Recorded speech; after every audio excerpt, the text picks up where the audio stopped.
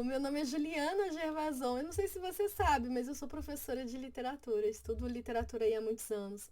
Mas antes de me tornar professora de literatura, eu sempre fui uma amante dos livros. Não é à toa que eu tenho aí uma biblioteca da qual tanto me orgulho e que foi construída ao longo de muitos anos. E uma das perguntas que eu recebo, principalmente de quem não faz parte desse ambiente do amor aos livros e do amor à literatura, é por que às vezes eu compro do mesmo livro do mesmo autor. E aí eu quero aproveitar que eu comprei esse lançamento da editora Rocco, da Clarice Lispector, e dividir com vocês um pouquinho, principalmente para você que talvez não tenha muita compreensão de por que a gente compra os mesmos livros em edições diferentes do mesmo autor. A Rocco tem essa coleção incrível, aqui eu tiro o chapéu para a editora, de livros que ela tem feito da Clarice Lispector, relançado livros da Clarice Lispector, com manuscritos e ensaios inéditos. Essa edição aqui, então, que além de ser caprichada, ela tem um material importantíssimo para quem é da área dos estudos literários ou para quem se interessa por literatura para além da narrativa. Então, olha que bonita essa edição. Pronto, agora foi. Eles colocam aqui na capa, que é soft touch, além da jacket, né, que é uma jacket linda, porque ela tem essa coisa meio transparente, tá vendo? Né? Não sei se vai dar pra ver, não dá pra ver que ela é tão transparente assim. Mas eles colocam o manuscrito dos livros. Aqui é do conto A Bela e a Fera, então eles vão lá no original e põem o manuscrito. Mas além disso, eles trazem textos críticos. Então, aqui você tem, né, uma edição aí com algumas imagens dos manuscritos, como eles já prometem na abertura do livro, fotos da Clarice e tal. Mas aqui no sumário, o que chama a atenção é que a edição ela apresenta textos críticos que são sobre a autora ou sobre o livro em questão, que no caso aqui é um livro de contos que foi publicado pela Clarice no ano de 1979, ou melhor, não foi publicado por ela, né? Foi publicado póstumamente porque ela morreu em 77. Então, essa é uma obra póstuma da autora. Aqui nesta, nós temos, por exemplo, textos críticos de Judith Rosenbaum, que é uma autora, uma pesquisadora que estuda muito o judaísmo na Clarice Lispector. Temos da Cláudia Nina. A Cláudia Nina, eu vou deixar aqui apresentando, vou mostrar aqui para vocês, que aí você pode ler o título do livro, fica mais fácil de você visualizar. Tem da Cláudia Nina. A Cláudia Nina tem um livro muito legal sobre a Clarice que reúne um pouquinho de biografia com a pesquisa. Tem do José Castelo. José Castelo é um crítico literário super famoso brasileiro, que está vivíssimo, né? Tem do Faustino Teixeira, do Fauzi Arap, que eu acabei pulando porque é o texto de introdução. E tem do Bernardo Azenberg.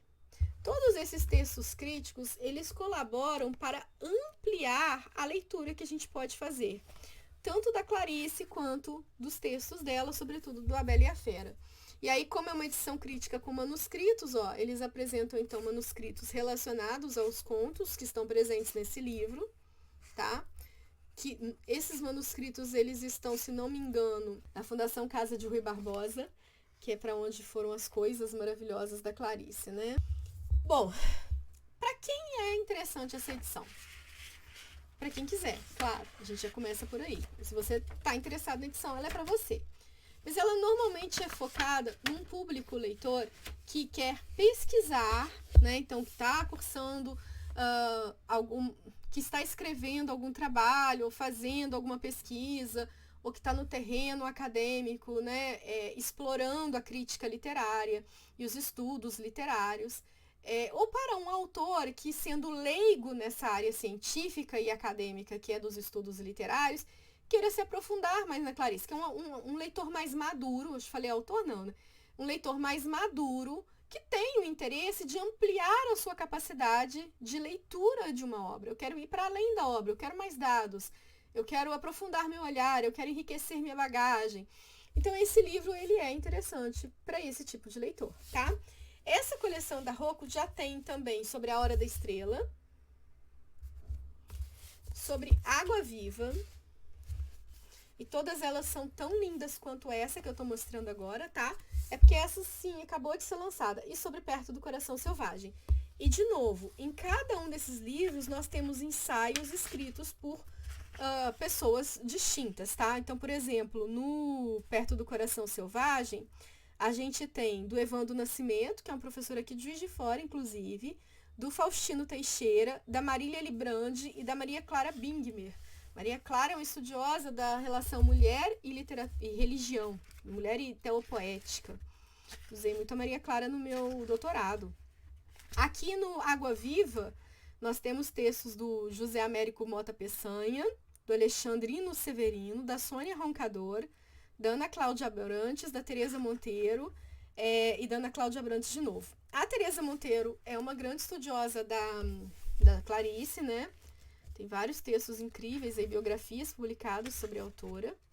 E a Sônia Roncador também. E no A Hora da Estrela a gente tem da Helene Sisu, que é uma estudiosa, acho que canadense, da Clarice. Com Toybin, não conheço. Florência Garramunho, também não. Da Nádia Batella Gottlieb, que é uma outra pesquisadora importantíssima. Da Clarice Fulkman e do Eduardo Portela. Acho que só. Deixa eu ver aqui. E em todos eles, repito, né? Mas vocês já entenderam, nós temos manuscritos, tá? O que acontece? Esse livro, ele também tá aqui. Essa edição aqui é a mais facinha e mais baratinha de você encontrar. Só que aqui você tem apenas a obra e nada mais, né? Você tem apenas os contos, que é uma edição ideal para o leitor que quer ler apenas o livro da Clarice. Pronto, não, eu só quero ler os contos dela. Então, você pode ir nessa daqui, que normalmente é mais acessível e ela vai ter a obra tal como ela foi proposta no original, que no caso da Clarice é póstuma, né? Mas, enfim, isso vale para todos os outros também. Essa edição aqui é a primeira edição da Bela e a Fera. É quando ele sai pela primeira vez no ano de 1979. Nesse caso, não foi organizado pela Clarice, né? Foi organizado pelo filho dela, os dois filhos dela, que são quem detém os direitos autorais aqui. Mas, então, ele sai aqui como é, originalmente, a reunião desses contos. Também, tá vendo? Olha, eu tenho só da Bela e a Fera, pelo menos 3, mas se bobear ali, se eu procurar, eu acho mais. Pelo menos 3 edições do mesmo livro. E aí, respondendo então a pergunta, por quê? Para que interessa para você, leitor, no caso, para mim, leitora, ter tantos livros da mesma obra se eu podia ter só esse aqui? Porque aqui tem ensaios e eu me interesso em aprofundar os estudos. E aqui você tem a primeira edição, que eu me interesso por ela não só como colecionadora, mas para ver como é que é a obra no original, se ela muda. Então, se eu quisesse estudar a Bela e a Fera, seria importante, inclusive, cotejar os dois livros, comparar os dois livros, para ver se as editoras que são diferentes, em anos que foram diferentes, fizeram alguma alteração em relação ao que poderia ser ele original. E aqui, como ele vem com os manuscritos, eu vou ter mais acesso ainda ao original, né? É claro que eu peguei um livro aqui, que é um livro póstumo, que me permite menos abordagem, como, por exemplo, o Perto do Coração Selvagem. Que aí, se eu pego a primeira edição, que foi lançada quando a Clarice estava viva e que passou pela mão dela, vai ter mais peso ainda quando comparado com as edições mais recentes que são publicadas pela Rocco. Então, por que nós, leitores, que gostamos tanto de livros e de literatura, né, vamos atrás de tantas edições do mesmo livro? Porque todas elas têm alguma coisa diferente a nos oferecer. Seja uma parte gráfica, estética, porque a capa é assim, a capa foi feita por fulano, a capa tem uma ilustração do Beltrano, é uma edição especial que a editora está colocando, que a capa é dura, tem fitilho, que são coisas mais simples, ou coisas mais, né, complexas, como ensaios que vão auxiliar aí, né, no enriquecimento e na bagagem de nós, enquanto leitores, daquela obra que, obviamente, nós gostamos e por isso queremos tê-la em várias edições.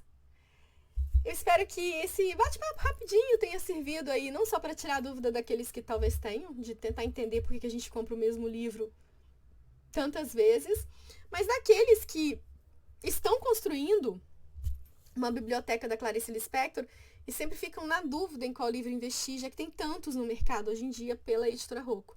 A Rocco tem lançado muitas edições da Clarice em várias formas distintas do mesmo livro. E o que isso quer dizer? É só você prestar um pouquinho de atenção, que aquilo vai falar alguma coisa para você e vai te ajudar a selecionar enquanto leitor. Eu espero que você tenha gostado desse vídeo. Conta para mim aí nos comentários.